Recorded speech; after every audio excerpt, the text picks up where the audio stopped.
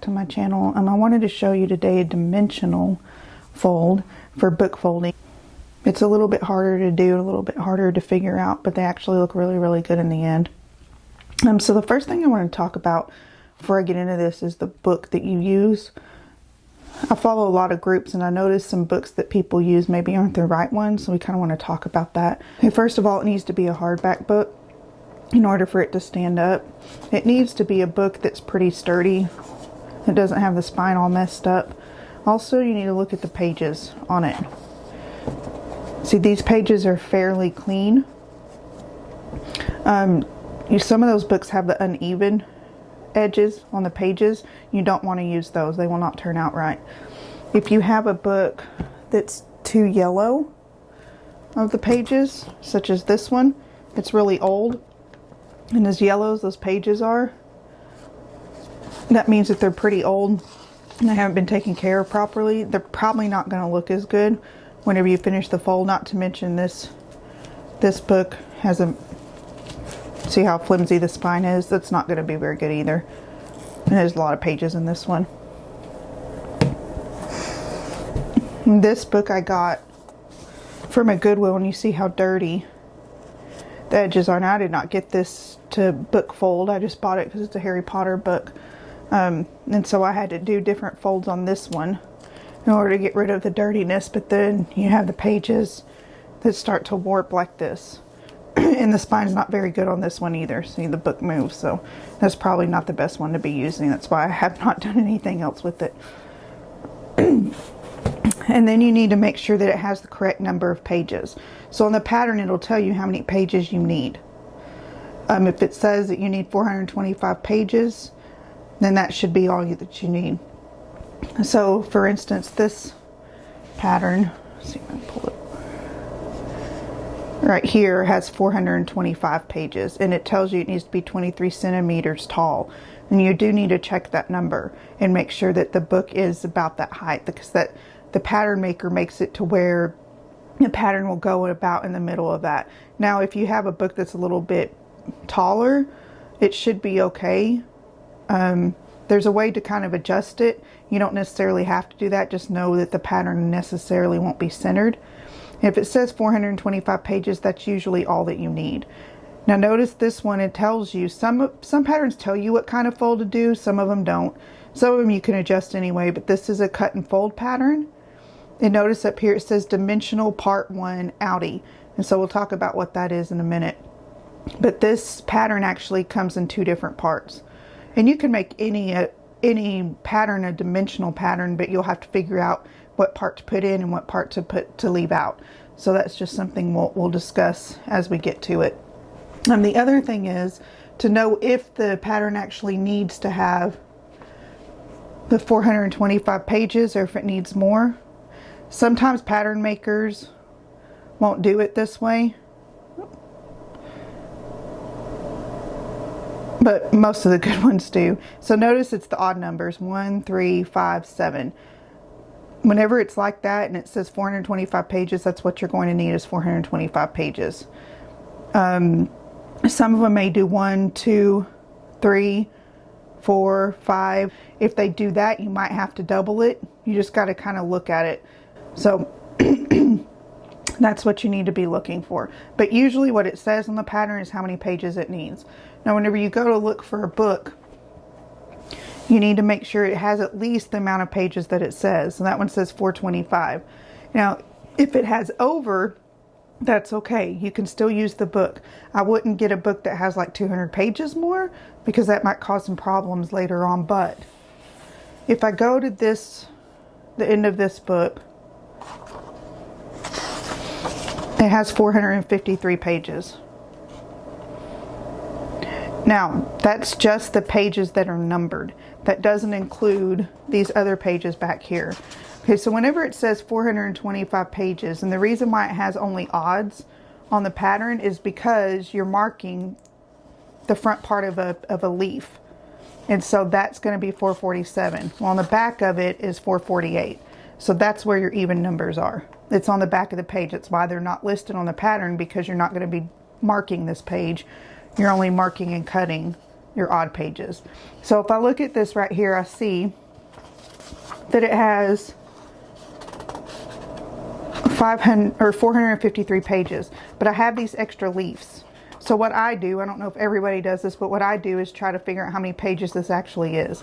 So if I know that this page is 453, then I say that this is 455, and then that's the last page. Then I'm going to go back to the front and see how many pages there are more than where it starts numbering. So it starts numbering right here. So this is 457, 459, 461, 463. So I know that I have 463 pages in this book, but I only need 425. So the way that I do it is I get my calculator.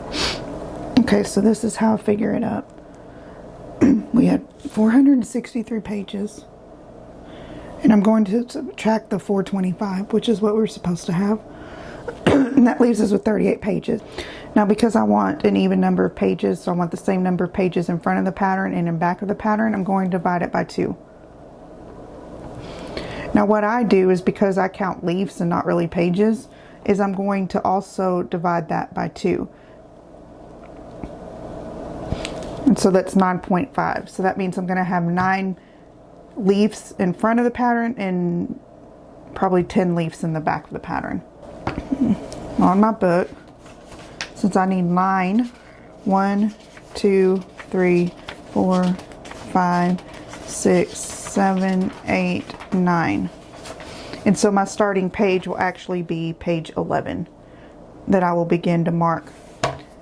And then on the back, that should mean that I will have 10 leaves left over. So that's 1, 2, 3, 4, 5, 6, 7, 8, 9, 10. And so it should end up being right. So 436 minus my starting point 11 is 425. And so then I know that that's the pages that I need to be marking right here. So far as books, people have asked, where do you get them? I got this one at my local Goodwill. I try not to spend more than $1 or $2 for a book. I might spend more than that depending on what I'm doing. Sometimes I'll get them from there. Sometimes I'll go to the Dollar Tree. They might have some that have the correct number of pages that are tall enough. So I do have several from there. Any kind of place like that, a discount store. Yard sales, garage sales, rummage sales, those would also be really good to do. So anywhere you can get your books, just make sure, again, like you look at them very carefully and closely, and that they're exactly what you need to have. Okay, so I actually just look off the pattern on my iPad just because I don't print it off. I don't want to. I feel like it's a waste of paper. And so the first one I have to start off with is the outie part of the pattern. So I have some different tools that I use. None of them I spent a whole lot of money on. For this one, I just have several rulers. So if I'm looking at my pattern,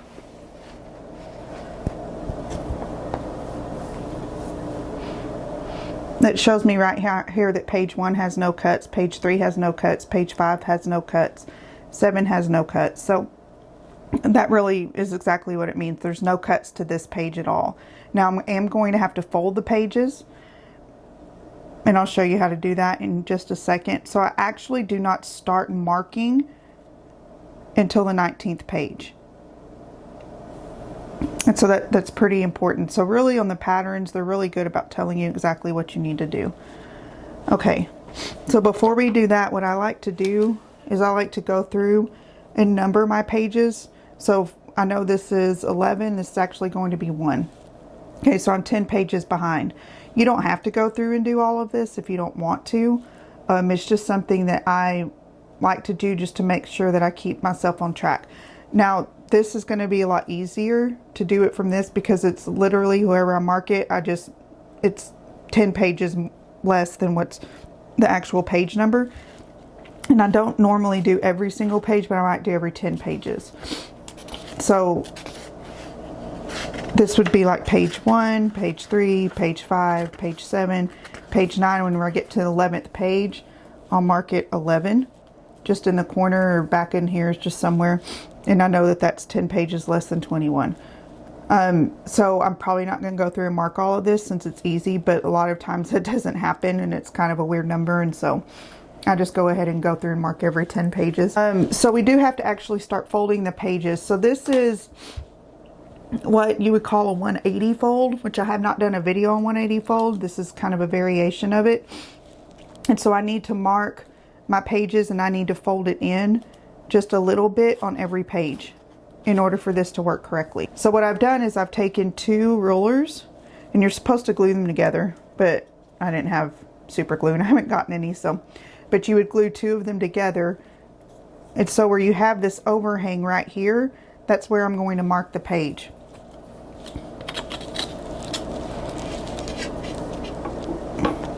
And so I'll just, the bottom one, the red one, the bottom of it will actually just butt itself up against the pages, and so then it's pretty stable where it is. So I went ahead and bought this little quilling tool or a scoring tool at Hobby Lobby. You'll see it over there by the paper quilling. This is just going to make a mark in the page. You could just get a pencil and mark it, but instead of doing that and then trying to fold it on the line, I'm just going to go ahead and get a fold in there so that way I can do it even easier. Now I've seen people that have used a seam ripper to do this. I'm sure that would work as well. But then I can just take it and then I'll fold the page just that much. So it's not a lot. Okay, so I'm going to go ahead and do this. You would do the same thing all the way to page 17. I'm just going to go ahead and skip for the purpose of this.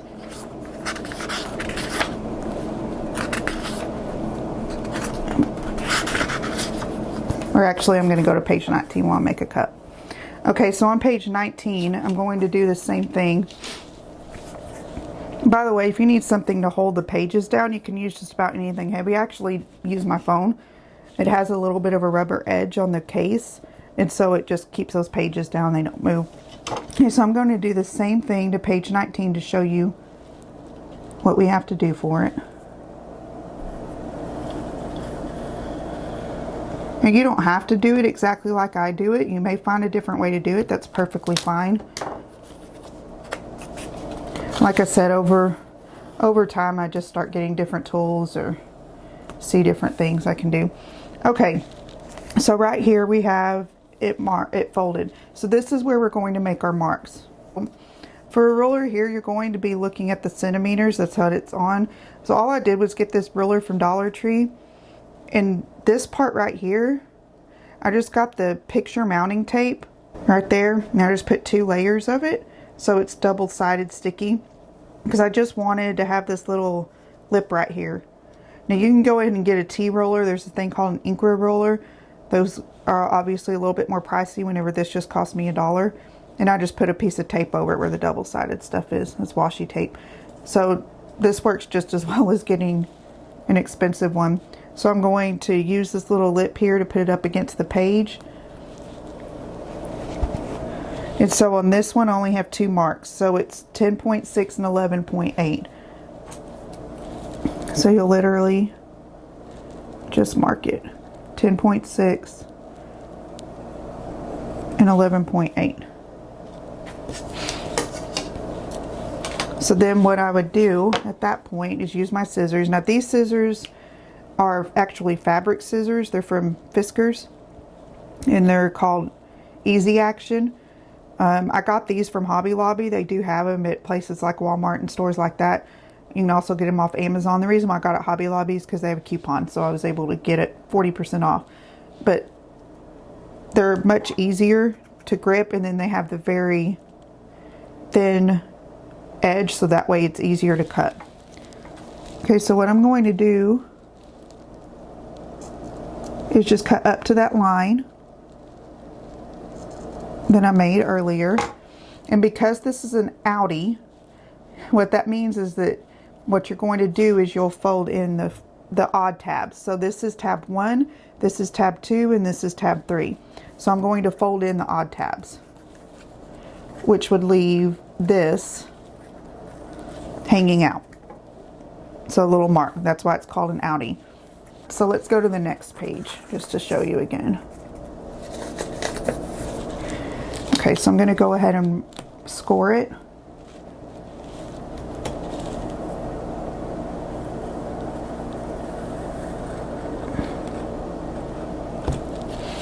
Just like that. Mark it. Okay, so my pattern tells me that this one needs to be 10.3 and 12.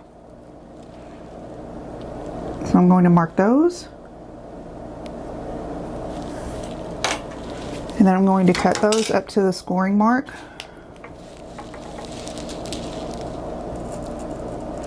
You just cut right on where you made the mark.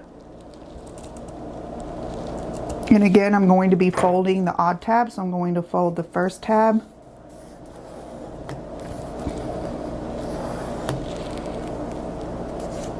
And the second tab. I mean the third tab. And leave the second one out. So just keep going like that until the whole book is marked up.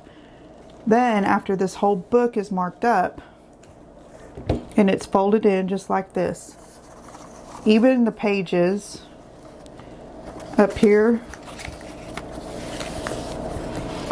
that are extras, I'm also going to fold those in so they match with this right here. So after you've marked up the whole book, you're going to have a whole series of these marks. Now, as the pattern keeps going and keeps getting bigger, you'll have more than these few cuts like this. So let me go ahead and go to page 81 just to show you what I mean, just so that way you know.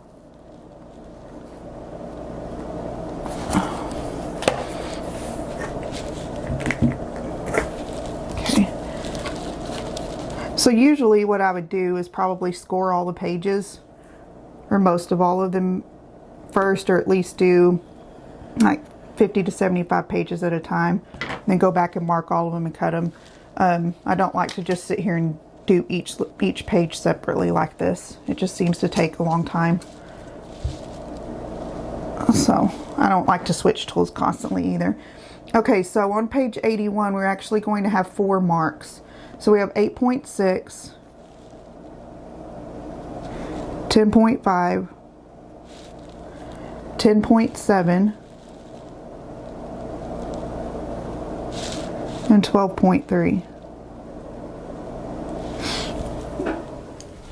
Okay, so I have those marks right there, so I'm going to go ahead and make the cuts.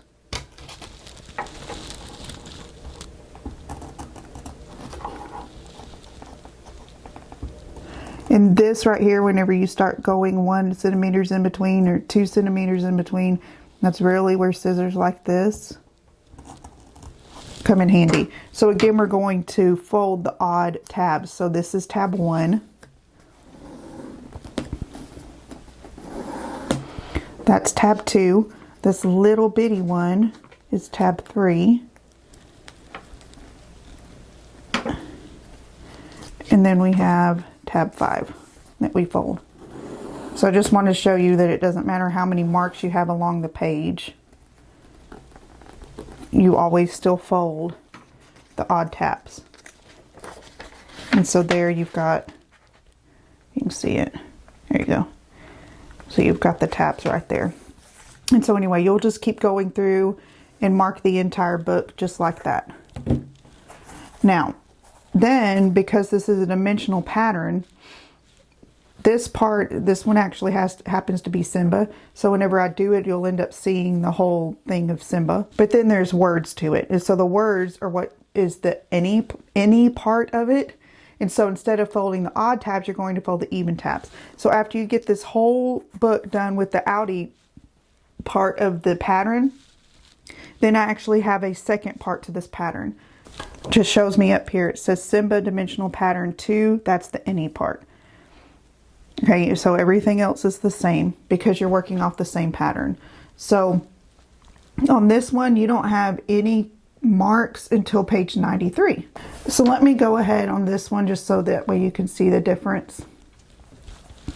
And I'm going to do the first part of the pattern on this page just so that way you see that it was already been done. Okay, so I'm going to go ahead and do the outie part of this first.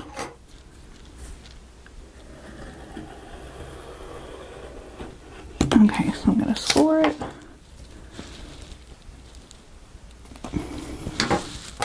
Okay, so the marks on this is 8, 10.3,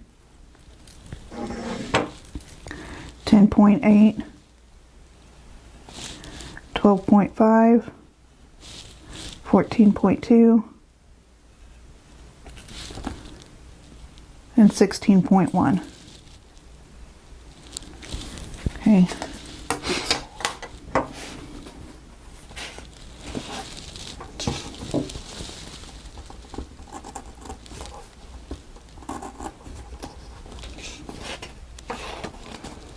Be careful not to cut 2 pages at the same time.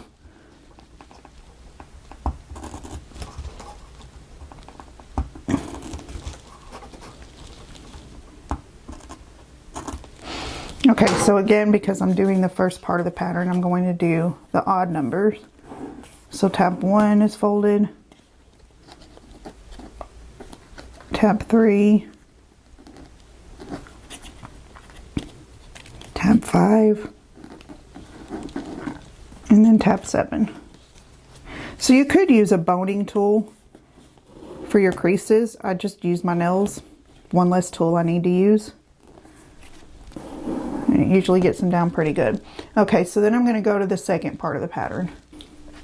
So in the any part, I only have 2 marks to make.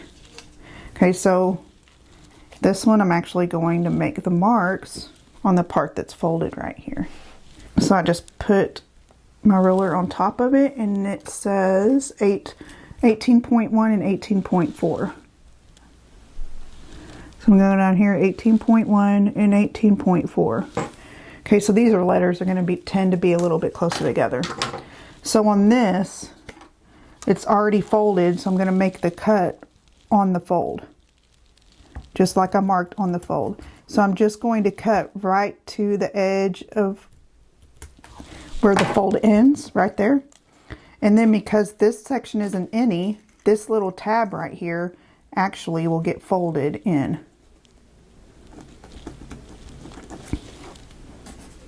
Just like that.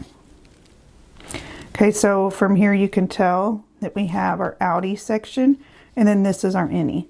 So that's why you go through and do all of this part first and then do this. So like I said, if you have a pattern that does not have it's separated into 2 different patterns, you could still do this. You're just going to have to figure out which part goes in and which part you leave out. So that's pretty much all you do. You just do the whole book in that way, and then whenever it's finished, you will have sections of it that come out and sections of it that go way in. And so it actually ends up being a pretty cool effect. So this one is probably a little bit more advanced. I would not suggest to start book folding with this type of pattern, with this type of cutting. In fact, I would try to probably just do a fold one first, just to kind of get used to what you're doing. So thanks for watching. If you have any questions, please comment below. I will try to answer your questions. I think sometimes the questions are where you get the patterns. You can buy patterns off of Etsy. There's plenty of people that have things. On Facebook, you can find some groups that you might be able to get some free patterns, or might be able to become a test pattern maker, which is what I'm doing here. So thanks. I'll see you next time.